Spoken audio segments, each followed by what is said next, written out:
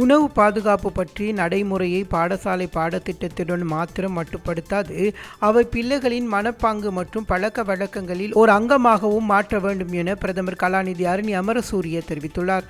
கொழும்பு காலிமுகத்திடல் ஹோட்டலில் இன்று நடைபெற்ற உணவுத்துறையில் சுழற்சி பொருளாதார திட்டம் 2024 தொடக்கம் 2027 எனும் தலைப்பில் உள்நாட்டு சுழற்சி பொருளாதாரத்தை கட்டியெழுப்புவதற்கும் பலப்படுத்துவதற்குமான கல்வி குறித்த தேசிய கருத்தரங்கில் உரையாற்றும் போதே பிரதமர் இதனை தெரிவித்துள்ளார். ஐரோப்பிய ஒன்றியத்தின் நிதி பங்களிப்பில் ஐக்கிய நாடுகளின் உணவு மற்றும் விவசாய அமைப்பு குளோபல் கேட்வே திட்டத்தின் கீழ் ஏற்பாடு செய்யப்பட்ட இந்த கருத்தரங்கு பல தொழில்நுட்ப அமர்வுகளை கொண்டிருந்தது. இதன்போது குறிப்பாக பாடசாலை கல்வி சுழற்சி பொருளாதார கருத்தரங்குகளை உள்வாங்குவதில் உள்ள சவால்கள் மற்றும் வாய்ப்பு குறித்தும், கொள்கை வகுப்பாளர்கள், இளைஞர்களின் திறன் அபிவிருத்தி பிரிவுகள் மற்றும் முறைசார் கல்வி பங்குதாரர்களை உள்ளடக்கிய 3 குழுக்களின் ஊடாக சுழற்சி பொருளாதாரத்தை நடைமுறையில் செயல்படுத்துவதற்கான திட்டங்களை வகுத்தல் குறித்தும் கருத்தரங்கில் பரிமாறப்பட்டன. அத்துடன் 2027 ஆண்டு வரை இலங்கையில் உணவுத்துறையில் நிலையான மற்றும் சுழற்சி பொருளாதார முறைகளை ஊக்குவிப்பதற்கும் அதற்கான கல்வித்தளத்தை உருவாக்குவது குறித்தும் இதன்போது கவனம் செலுத்தப்பட்டது.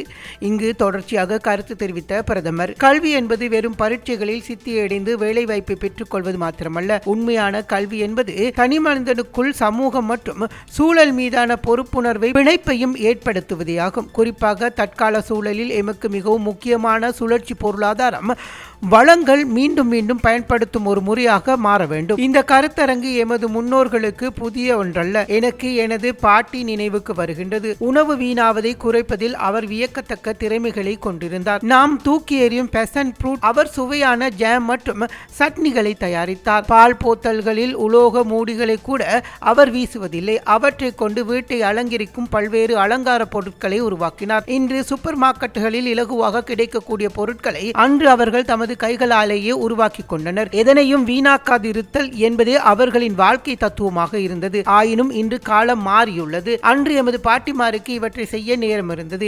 இன்றைய பெண்கள் தொழிலுக்கு செல்கின்றார்கள், பிள்ளைகளின் பணிகளை கவனிக்கின்றார்கள்.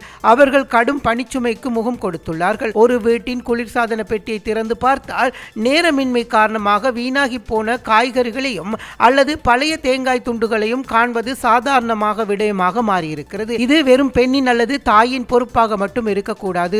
ஒரு வீட்டிற்குள் இந்த பொறுப்புகளும் உழைப்பும் பகிர்ந்து கொள்ளப்பட வேண்டும். உணவு பாதுகாப்பு தொடர்பான பழக்க வழக்கங்களை பாடசாலை பாடத்திட்டத்தில் மட்டும் மட்டுப்படுத்த மாட்டாது. பிள்ளைகளின் மனப்பாங்கு மற்றும் பழக்க வழக்கங்களிலும் ஓர் அங்கமாக அவற்றை நாம் மாற்ற வேண்டும். உணவை பரிமாறும் போது தமக்கு தேவையான அளவை மட்டும் பெற்றுக்கொள்ளுதல், தனது வீட்டை தானே கழுவுதல், வளங்களை பாதுகாப்பதில் ஆர்வம் காட்டுதல் போன்ற வெறும் பாடங்களாக அன்றி வாழ்க்கை முறைகளாகவே மாற வேண்டும். சுற்றுலாத்துறை போன்ற துறைகளுக்கும் உணவு பாதுகாப்பு மற்றும் போசாக்கு தொடர்பான இந்த கருத்தரங்கு மிகவும் முக்கியமானவை. கல்வி அமைச்சு என்ற ரீதியில் நாம் இதற்கு பூரண ஒத்துழைப்பை வழங்குவோம். வெறும் அறிவை மாத்திரமின்றி மனப்பூர்வமாக சூழலையும் சமூகத்தையும் நேசிக்கும் பிரஜைகளாக உருவாக்குவதே அரசாங்கத்தின் நோக்கம் என பிரதமர் இதன் போது தெரிவித்தார்.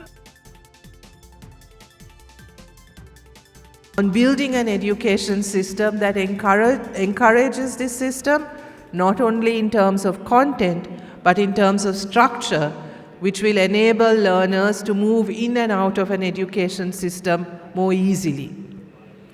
So that it's linked to your life, it's linked to your work, it's linked to your responsibilities as a citizen. The other important consideration we want to inculcate in our education system is the idea of learning to learn. This is the big shift that we really want to make. That education is not just about content delivery, it is about equipping people with the passion to learn and the desire to learn and the skills required to learn. And this becomes even more important in this day and age where, as we know, content is easily available, facts are easily accessible, but being able to distill which content, which information is actually authentic, useful, properly sourced, all of this becomes critically important in this day and age. மேலதிக செய்திகளுக்காக எமது YouTube தளத்தை subscribe செய்யுங்கள்.